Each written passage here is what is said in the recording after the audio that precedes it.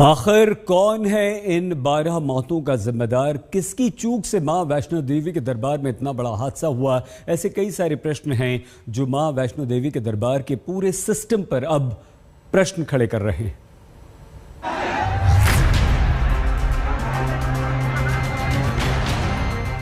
आखिर कौन है इस हादसे का जिम्मेदार?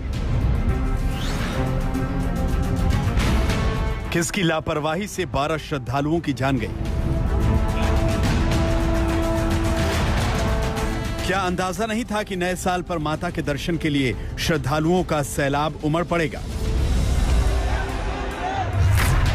क्या प्रशासन का पर्ची सिस्टम काम नहीं कर रहा था? आखिर इतने श्रद्धालु वैष्णो देवी दरबार में कैसे पहुंचे, और अगर पहुंचे तो प्रशासन की नजर में क्यों नहीं आए? क्या नए साल पर श्रद्धालुओं को खुली छूट दी जा रही थी, या फिर प्रशासन और सुरक्षाकर्मी मानकर चल रहे थे कि कोरोना को लेकर तमाम राज्यों में लगे नाइट कर्फ्यू का असर यहां भी होगा? नए साल पर माता के दरबार में सन्नाटा पसरा रहेगा।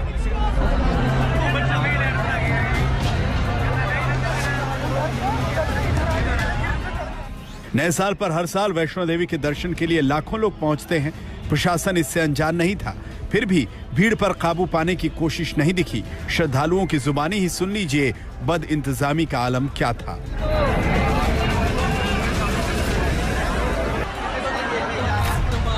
बहुत अनलिमिटेड संख्या थी जिसको संभालने वाला कोई पुलिस, कोई प्रशासन नहीं था। हम बार बार यही सोचे थे कोई पुलिस आए ये भीड़ को नियंत्रण कर ले, पर यहाँ कोई पुलिस नहीं है, कुछ भी नहीं है, तो जनता कहाँ जाएगी? ऐसा आरोप लगाया जा रहा है कि पर्ची को चेक नहीं किया। पर्ची चेक नहीं हुई थी। सब पब्लिक, इतने बड़े भवन में पब्लिक खुद आ रही है और अपने मन से सब कुछ कर रही है। एक्चुअली ये हुआ एकदम दोनों तरफ से भीड़ इकट्ठी हो गई। मैंने जहाँ तक देखा, एक बंदा पुलिस वाला हो या सीआरपीएफ वाला मुझे नहीं पता, 3 डंडे जो हम लोग ये लेके चलते हैं वो उठा के मार रहे हैं पब्लिक को। उसने जैसे ही मारना स्टार्ट किया, पब्लिक पीछे को एकदम भागने लगी। मैं उस भीड़ में खुद दबा हुआ था।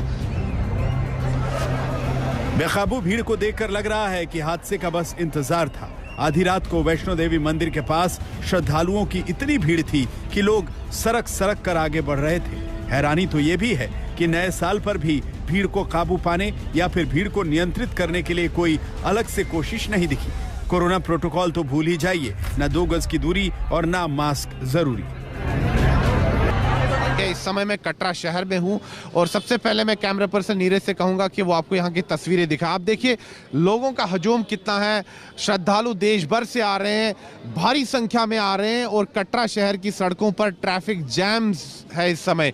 तो स्थिति काफ़ी भयावह है क्योंकि भारी संख्या में यात्री आ रहे हैं, देश के अलग अलग भागों से आ रहे हैं।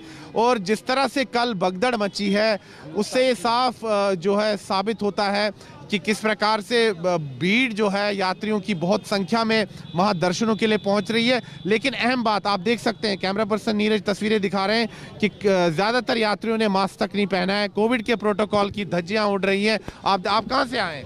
ग्रेटर नोएडा। ग्रेटर नोएडा से आए हैं, तो मतलब ये क्या मास्क के बगैर? मास्क है को अभी उतारो भाई, कल रात तक लगा रखो। क्या चीज़?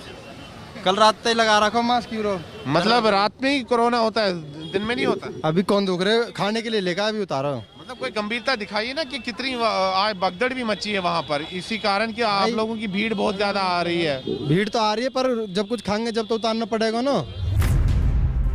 कायदे से वैष्णो देवी के मंदिर में भीड़ नियंत्रण और सुरक्षा के लिए हाई फाई सिस्टम है। मंदिर में दर्शन के लिए यात्रा का रजिस्ट्रेशन होता है। इसकी पर्ची ऑनलाइन या फिर ऑफलाइन लेनी पड़ती है। इसकी संख्या सीमित होती है। कोटा फिलहाल 25,000 तय है। अब सवाल है कि 25,000 का कोटा लाख में कैसे पहुंच गया? बताया जा रहा है कि हादसे के वक्त गेट नंबर 3 पर ही 50,000 की भीड़ थी। आखिर इस लापरवाही के पीछे जिम्मेदारी किसकी है? जरा सोचिए, कई घरों के चिराग बुझ गए। घरों में कई ने पिता खोया, कई ने बेटे बेटियों को गंवा दिया।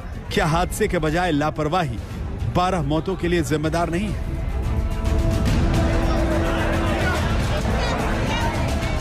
हादसे के बाद आनन फानन में जांच टीम जरूर बना दी गई।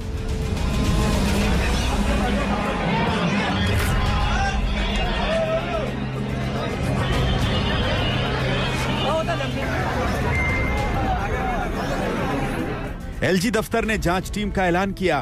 प्रदेश के प्रधान सचिव गृह टीम की अगुवाई करेंगे। 3 सदस्यों वाली टीम में जम्मू के एडीजीपी और डिविजनल कमिश्नर भी शामिल हैं। There was some cross movement and cross movement led to some collision. Maybe there was some argument also between some of them. But all those things would be looked into. Police is looking into that. I think it is more of a confusion, no one knowing what is happening and everybody running helter and skelter. That is what happens in the stampede actually, and that is what leads to the loss.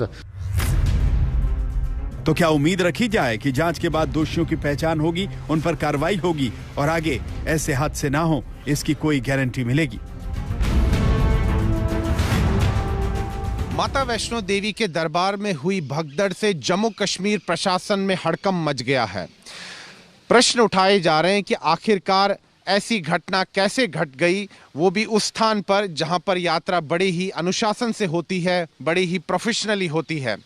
Jammu Kashmir प्रशासन ने भी माना है कि इस प्रकार का हादसा 3 दशक से पहले की अवधि में हुआ है, यानी कि तकरीबन 30 साल पहले ऐसी कोई घटना माता वैष्णो देवी के दरबार में हुई थी। अब प्रश्न यही उठ रहे हैं कि आखिरकार क्या प्रशासन की तरफ से कुछ चूक हुई है?